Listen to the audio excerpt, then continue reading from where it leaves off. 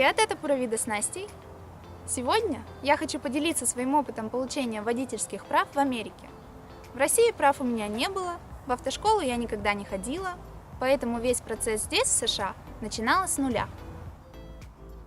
Хочу отметить сразу, что все, о чем я рассказываю, касается только нашего штата Вашингтон. В других штатах все может быть иначе.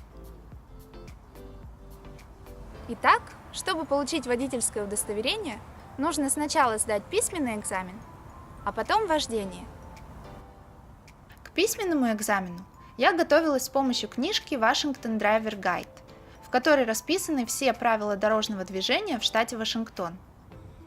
Я нашла ее на официальном сайте Департамента лицензирования DOL.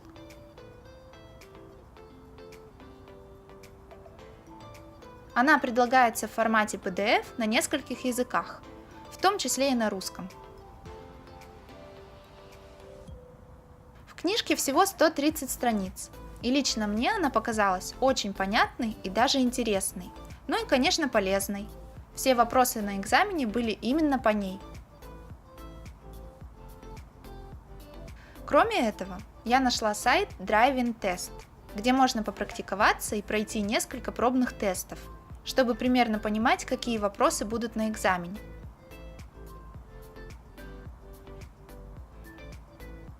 И действительно, больше половины вопросов были такими же, как на этом сайте.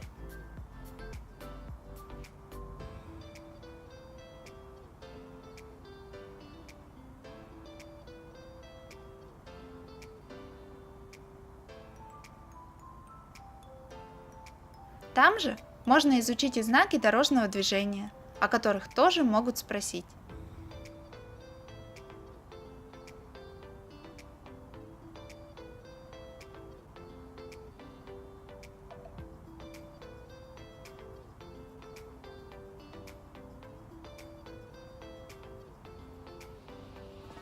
Когда я поняла, что уже готова к экзамену, на том же сайте DOL нашла лицензированные школы, в которых можно сдать Knowledge Test.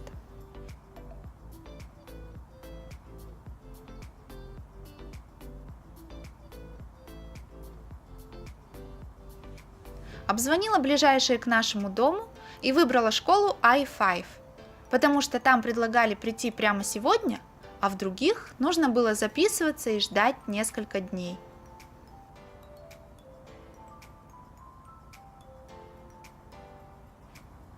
В школе я заплатила за тест $25. Мне дали книжку на русском языке с вопросами, бланк для записи ответов и час времени. Уже через полчаса я ответила на все 40 вопросов. Экзаменатор приложил к бланку специальный трафарет и проверил количество ошибок. Их должно быть не больше 8, то есть нужно ответить правильно на 80% вопросов. Я сделала 5 ошибок и в результате успешно сдала письменный тест.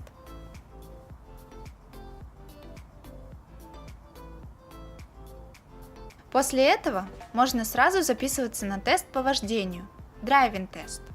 Но это в том случае, если вы уверенно чувствуете себя за рулем. Например, у вас есть российские водительские права, стаж вождения.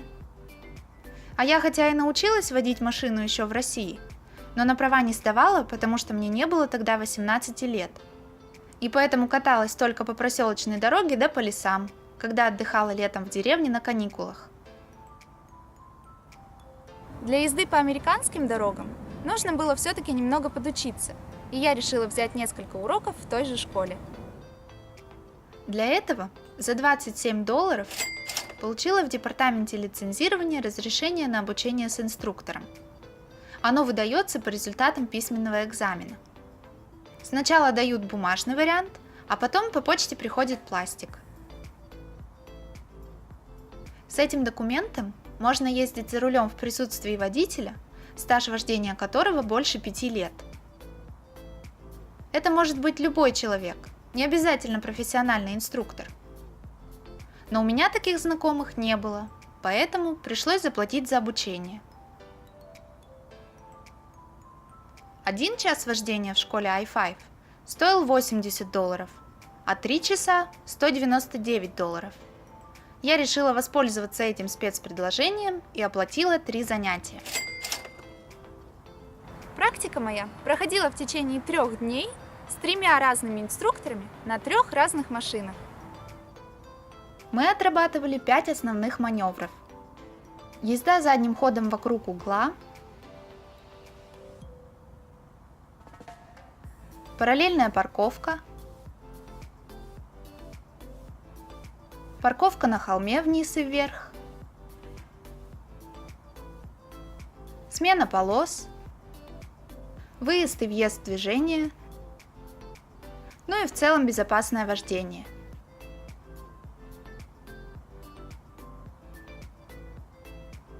Кстати, по городу пришлось ездить сразу с первого урока.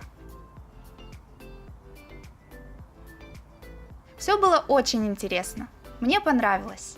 Я чувствовала себя спокойно, и поэтому на 3-м занятии мы потренировались только полчаса, а в оставшееся время инструктор принял у меня тест. Нужно было набрать 80 баллов из 100. Я набрала 94 и в итоге сдала экзамен. Получилось, что бесплатно.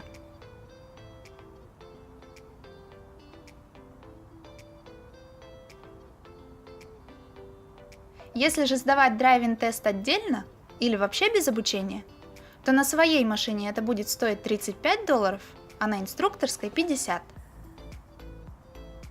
Но это цены конкретно в школе i5, в других немного отличаются.